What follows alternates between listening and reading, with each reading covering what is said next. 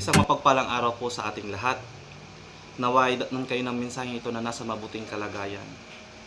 At bago natin simulan ang pag-aaral sa araw na ito, tayo muna ay manalangin at samahan niyo po ako. Dakilang Diyos, dakilang Ama, kami ay lumalapit sa iyo.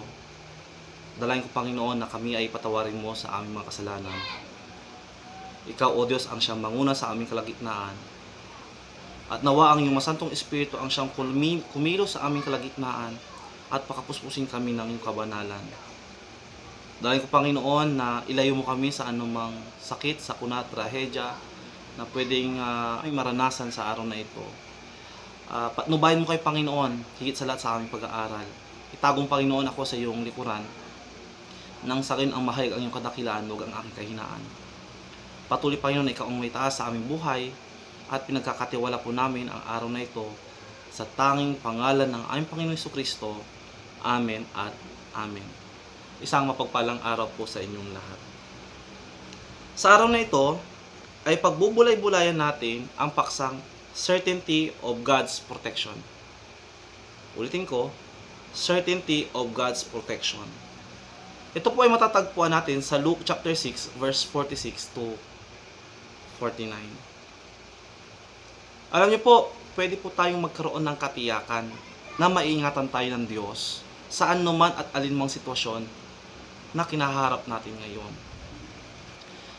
Bagamat marami ang makabagong teknolohiya at maunlad na kagamitan sa ating kapanahunan, hindi pa rin mayaalis ang takot at pangamba, takot na dulot ng COVID-19, na sa halip ay maresolba, ay mas lalong dumarami ang naapektuhan, anuman ang kalagayan nito sa lipunan.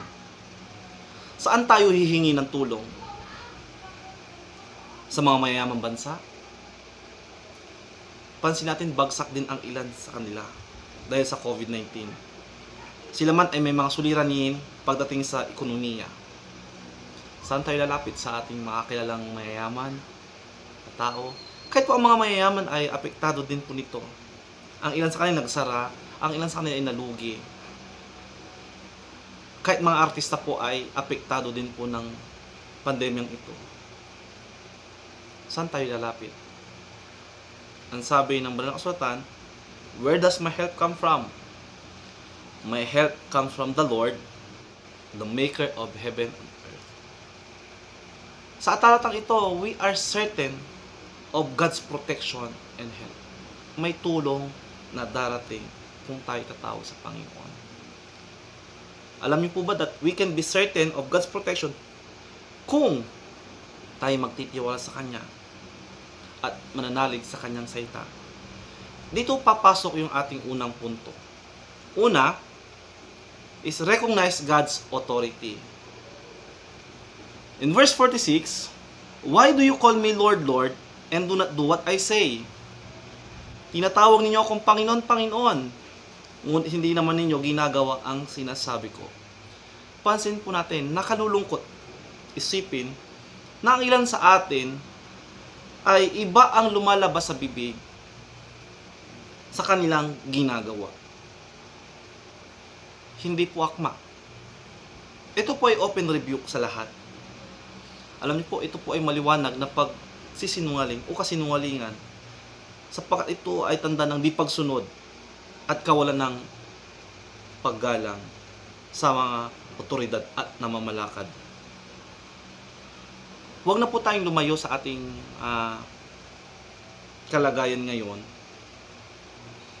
Kung tayo ay hindi susunod sa otoridad o panukala ng gobyerno na manatili sa loob ng tahanan, mas lalaga na po ang COVID-19.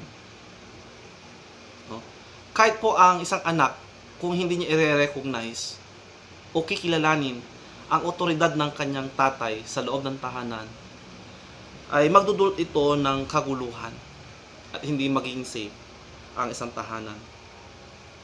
Kung ganito ang sitwasyon, masigit po tayo sa ating kalagayan sa Panginoon. If we don't recognize God's authority, at mangyayari dyan, hindi po tayo maiingatan ng Panginoon.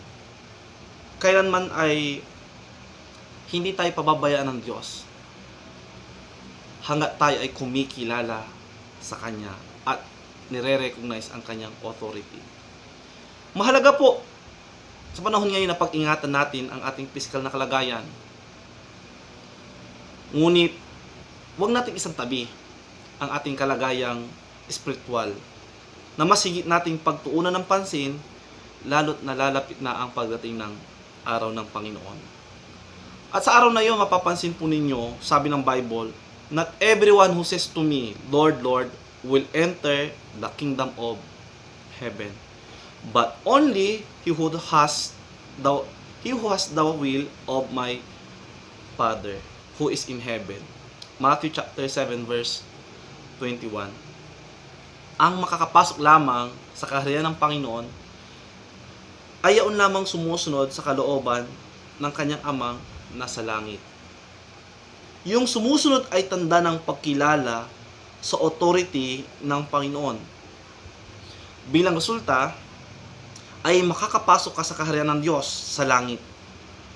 At yan po ay tiyak sapagkat ang kanyang pangako ay hindi nagmamaliw. That is the certainty of God's protection. Pangalawa, na gusto ibahagi sa inyo, ay learn from His example. Pansinin po natin, the wise and foolish builder, in verse 47, I will show you what he is like who comes to me and hears my word and put them into practice. Ito yung taong nagtayo ng bahay sa batuhan. Ganun din ipinakita ang kahinatnan ng foolish builder. Kung yung isa tinayo ang kanyang bahay sa batuhan, yung isa naman ay sa buhanginan. Same po yung tumama sa kanila na bagyo. Bumaha at dinaanan ng tubig. Sa palagay nyo, sino sa dalawa ang mas naanaig o namayani? Siyempre, yung tao na nagtayo sa bahay na bato. Ngayon na alam natin ang sinasaad ng halimbawa, sikapin natin na matuto sa aral na ito. Hindi lang sapat na binabasa natin at napakinggan ang salita ng Lord. Sa halip ay pagbulayan po natin. Laging may pakahulugan ang mensahe ng Panginoon. Isang bata po ang nagmamasid sa kanyang ama sa paggamit ng eskwela upang makita kung matuwid ang tabla na gagamitin. Tatay, aniya, napupuna ko pong napakaingat ninyo sa inyong ginagawa. Bakit?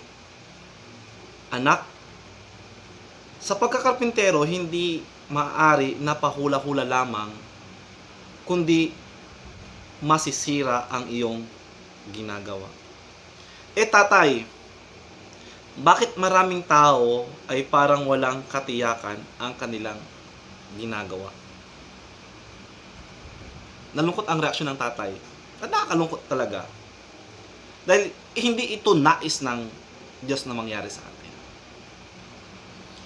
Ang banal na kasulatan ang nagsisilbi nating eskwela sa ating buhay.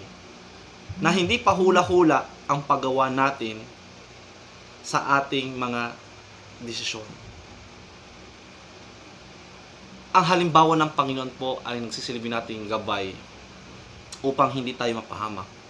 Sabi sa Psalms chapter 19, verse 7, the instruction of the Lord are perfect, reviving the soul. The decrees of the Lord are trustworthy, making wise simple. The wise and foolish builder illustrates the buildings of one's life on obedience to the teaching and example of Jesus.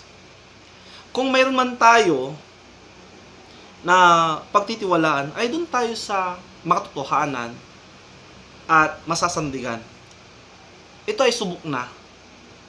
Subok na ang salita ng Panginoon.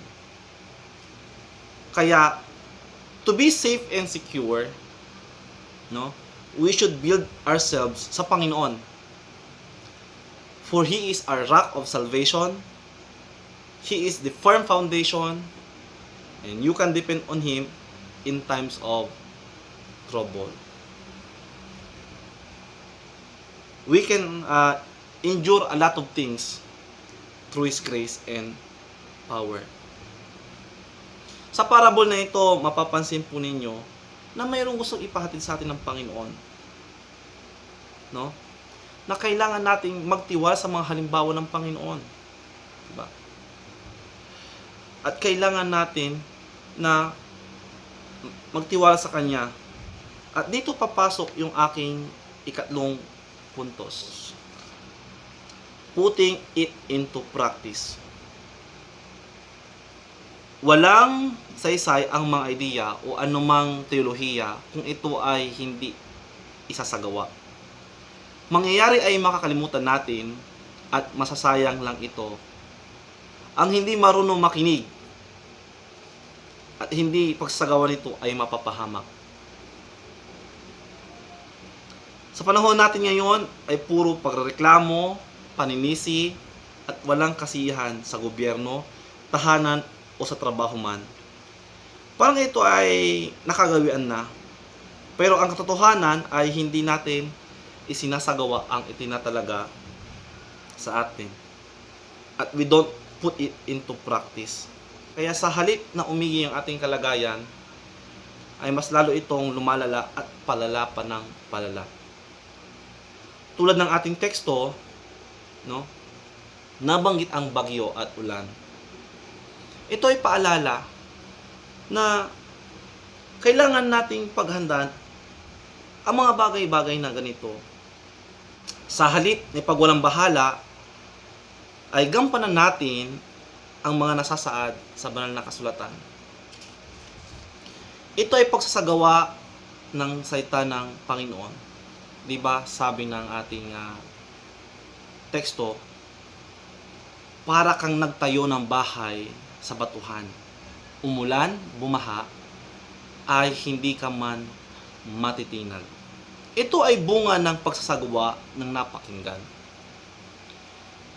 Isang paalala ng isang ina, huwag kang kukuha ng candy, bibigyan kita sa tamang oras, iyan ang utos ng ina. Ayaw kasi nito na masira ang gana ng bata pag kumain sa hindi tamang oras. Sumalit, hindi mapakali ang bata at gustong kumain ng candy na nasa ibabaw lamang ng lamesa. Kahit nang hindi na makatis, dali-dali siyang kumuha at ang sabi ay hindi naman ito mapupuna ni nanay dahil marami ang nakalagay sa garapon. Talagang sarap na sarap at ninanamnam niya ang candy ng maigi. Nang marinig na dumarating na ang kanyang ina upang may tago ang kanyang pagkain, bigla niya itong nilunok. Subalit ang candy ay bumara sa makalagpas sa lalamunan na tinatawag na windpipe. Gayon na lang ang takot ng bata sa kanyang sitwasyon. Ganito po karaniwan ang nangyayari pag hindi nakikinig sa tagubilin o hindi sinasagawa ang mga tagubilin sa atin. If we don't put it into practice, yung mga paalala at tagubilin, lalo't ang salita ng Panginoon, ay mapapahamak po tayo.